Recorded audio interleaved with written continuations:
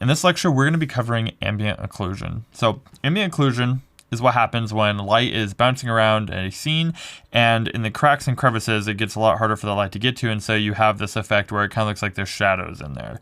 So even though it's not necessarily a form shadow or cast shadow per se, it's the effect of light having a difficult time reaching deep recesses in an object. So we have a couple examples here just to illustrate this. Here we have a picture of a hand. You can see that each of these individual little wrinkles on the fingers, on the knuckles, where the two hands meet right here, you know, where the hands are touching each other, there's this little dark line. Now, it's not because there's outlines on things in real life. It's because as light is bouncing around the scene, it's bouncing off of things, and like we talked about, every time light bounces off of something, it loses about 90% of its energy.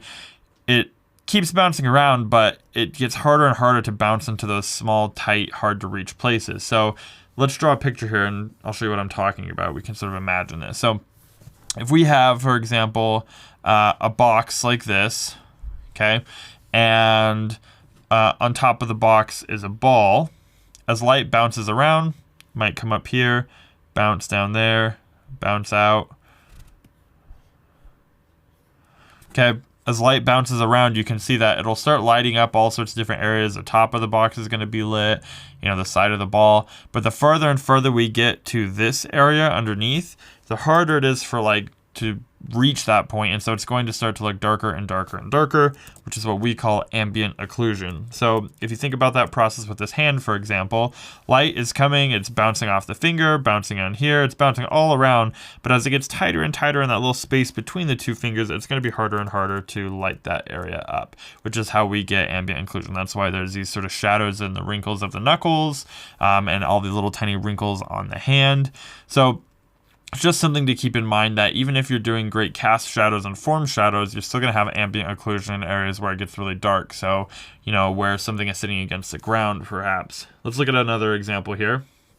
This is a bedroom, and there's some good examples of ambient occlusion in this image. One, if you look in the corner of the room up here at the ceiling, you can see that where the wall meets the ceiling and where the two walls meet each other, it gets a little bit darker, and there's a little bit of a shadow. Now, there's nothing casting that shadow, and the forms aren't changing planes or anything like that, so it's not a form shadow.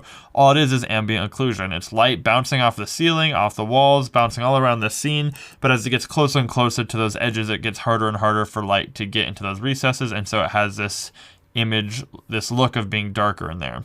Okay, same where these cabinets meet the wall, where this table meets the wall, you can see right along there, it gets really dark. So that's something that you want to make sure you include in your art. And it has a very soft gradient, same with here along the bed, right? So keep that in mind. Let's look at one last example, these shoes here. So you can see where the shoes are touching the ground. Even though the scene is really well lit, the shoes, right where they touch the ground, it gets pretty dark, that little thin line of shadow. Same with the stitching here.